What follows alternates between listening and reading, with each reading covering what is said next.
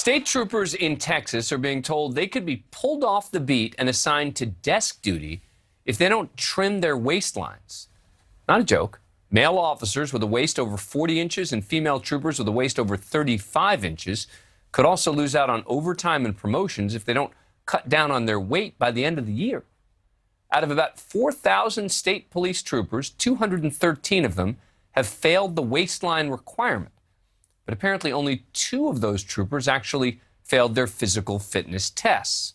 According to the Dallas Morning News, quote, most officers who failed the waist measurement passed the department's running, rowing, and weightlifting tests, suggesting that state troopers with proven strength and stamina may be discounted simply for their size.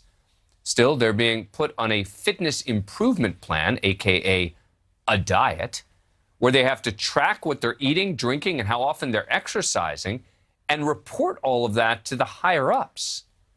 The newspaper obtained one of those fitness improvement plans. In it, a trooper pledges, quote, I will drink no more than 1 diet soda each day. When I'm craving a soda, I will drink water instead. I'll keep a daily log of the number of sodas I drink per week. What is this? The trooper's literally taking an oath to lose weight. This is the quote, department leaders insist a trim midsection is necessary for officers to have a commanding presence in dealing with the public. I mean, that sounds like something out of like the 1960s. Look, conceptually, I like the idea of troopers being fitter. It's better for them and probably will allow them to do their jobs better. But keep in mind, Texas state troopers are already struggling with hiring and recruitment, just like virtually every other police department in the country. So I'm not sure if this is a good thing. Let's ask Sean Six Larkin, retired Tulsa police lieutenant. Sean, good to see you. You are very into fitness. So let me ask you, what do you make of this?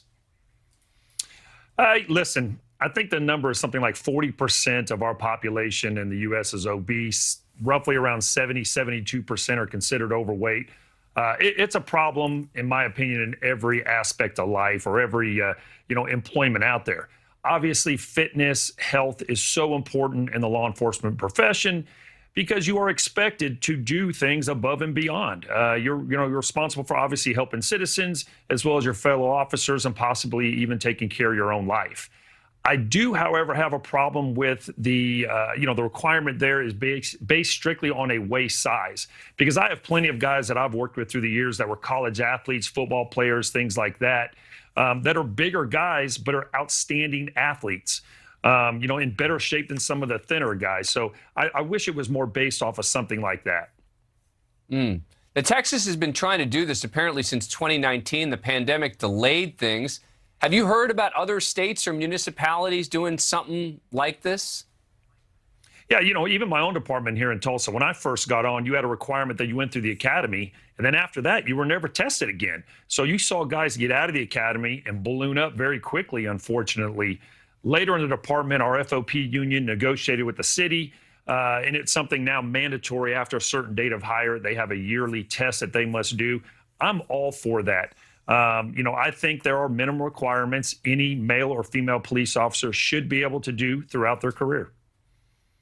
But the fact that the vast majority of the ones who are too round, too big in terms of number of inches, are still passing the physical fitness test, which you would think should be the most important issue.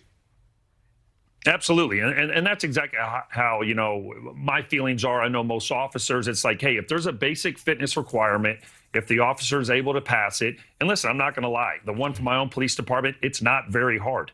I could probably run it backwards, and I'm not even exaggerating here, and still beat the time with minutes to spare. I'm not listen to Sticks. I could run it backwards. I mean, because I'm in particularly good shape, and It's a very friendly test. I will put it that way. It is something that I think any police officer, probably of any age, should be able to do. But thank you. Thank you for watching. Click the red subscribe button below so you can get more of NewsNation's fact-driven, unbiased coverage.